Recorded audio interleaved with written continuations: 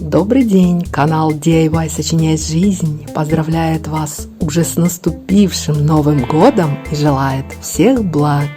Сегодня я делаю вот такую подвесную лампу над столом.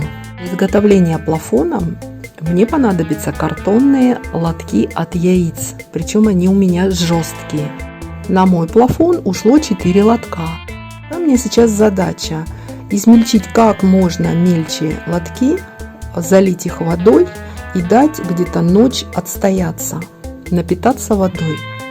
Хочу сказать, что по такому принципу можно делать и рамки под фото, и коробки типа шкатулок, и холсты какие-то под рисунки, и основы под гербарий, и поделки из цветов разных, и открытки с поздравлениями. В общем, масса вещей.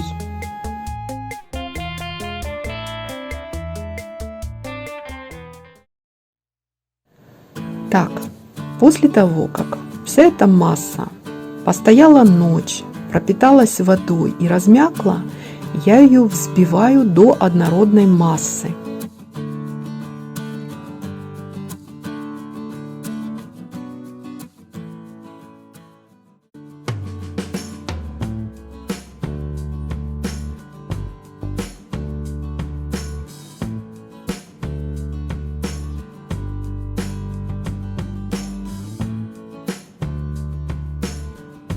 И эта масса получается очень приятная на ощупь, мягкая и нежная.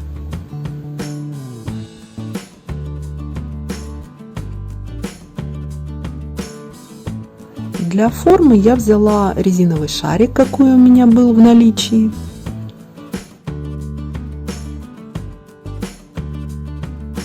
Конечно же, под форму нужен постамент повыше.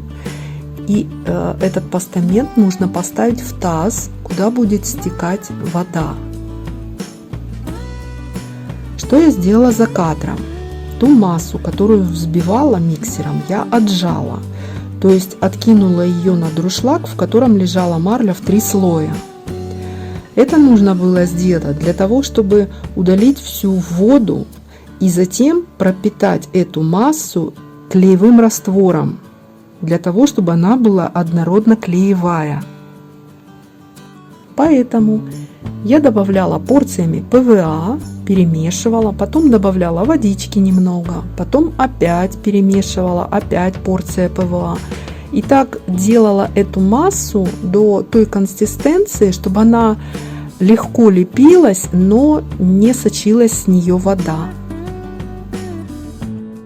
На всякий случай хочу вас предупредить, что здесь с водой переборщить никак нельзя, иначе масса будет просто под своей тяжестью сползать с формы. Поэтому кусочек отжатой массы оставьте себе на случай, если переборщите с водой. Просто туда можно будет добавить этот кусочек, он лишнюю воду впитает. Вообще я хотела показать принцип переработки этих лотков. И вы представляете, какую массу прекрасных работ можно сделать, используя этот принцип.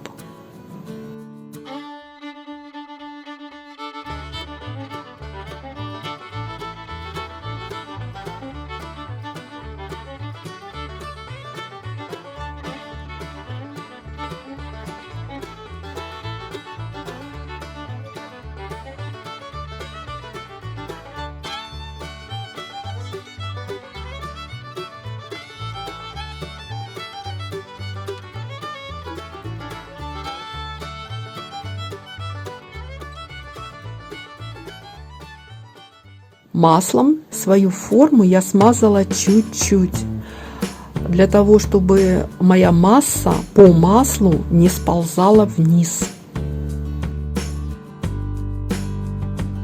Укладывать массу на форму я буду тоже в 2 приема. Так сказать, сначала верхушку полушария, а потом после полного высыхания буду подстраивать, подклеивать туда низ. Иначе масса от своей тяжести будет просто сползать и будут образовываться щели. Укладывать на форму массу сложностей в принципе никаких нет. Здесь главное выбрать толщину и плюс-минус, чтобы она везде была равномерная. Техника нанесения на форму — это легкие придавливающие движения потихонечку, по кусочку, не спеша.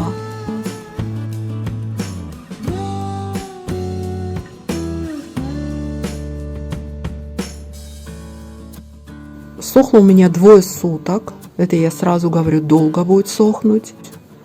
Я оставляла в кухне, потому что там у меня самое теплое место в квартире. Причем, так как масса мокрая, тут все происходит как с мокрым бельем. Верхние слои постепенно перетекают в нижние, а с нижних начинает капать по капле. Поэтому первые 10 часов я каждые приблизительно 2 часа подходила и поправляла, ставила на место съехавшие слои. Они как бы немножко перемещаются под тяжестью. Я их просто подпихивала наверх и ставила на место. Как только вся вода сошла и в работу вступил ПВА, я уже к поделке в принципе и не подходила. После полного высыхания верхнего полушария я край обработала ПВА и прилепила нижнее полушарие, тот кусочек, который мне оставался туда приделать. Этот кусочек у меня высох намного быстрее, где-то за сутки, и потом я приступила уже к окраске.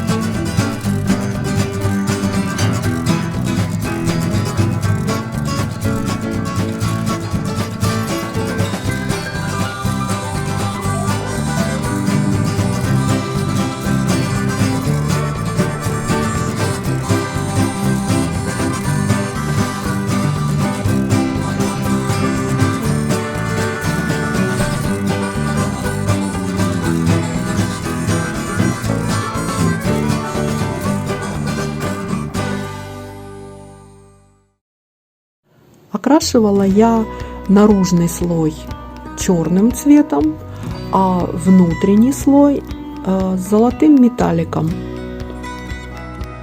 Между прочим, естественный цвет этой массы тоже очень хорошо смотрится.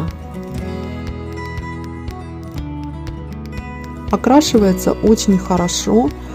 Краски понадобилось немало. На золотую внутреннюю сторону у меня пошло всего ложки, наверное, 3 столовые металлика.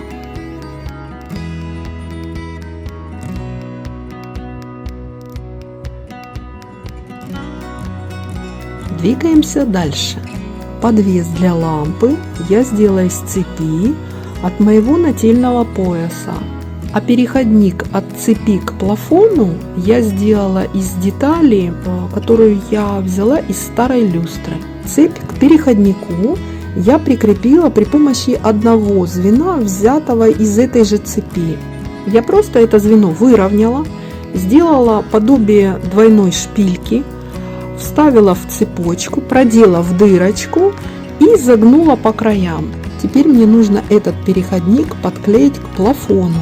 Так как сам этот переходник сделан из металла и края тоненькие, если я просто так намажу клеем и приклею к плафону, то от веса оно скоро оторвется. Поэтому мне нужно утолстить края вот этого переходника. Это утолщение я буду делать при помощи веревки. Сначала веревку я приклеиваю по кругу у самого края переходника, а потом, когда клей уже полностью просохнет, я буду приклеивать этот переходник на вот этот шнур к плафону. Естественно, приклеиваемая площадь у меня получается больше, и от этого на выходе качество изделия получится выше. Теперь, чтобы в лампе было электричество, туда нужно подвести провод. Для этого нужно продеть провод между звеньями и вывести его в плафон. Теперь нужно собрать все вместе. Итак, переходник я приклеиваю к плафону, провод вывожу в плафон, прикручиваю цоколь, вставляю лампочку.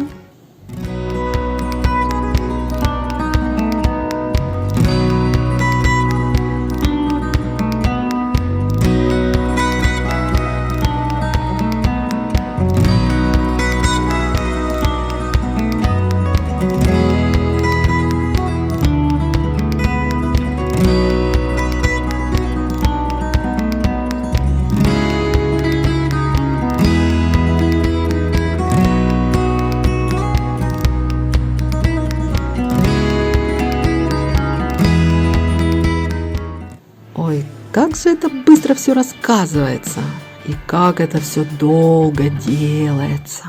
В потолочную балку вкручиваю крючок, на котором будет висеть лампа, вешаю лампу, подбиваю провод к балке так, чтобы его не было видно, и в удобном для меня месте на проводе монтирую переключатель, чтобы можно было включать и выключать свет.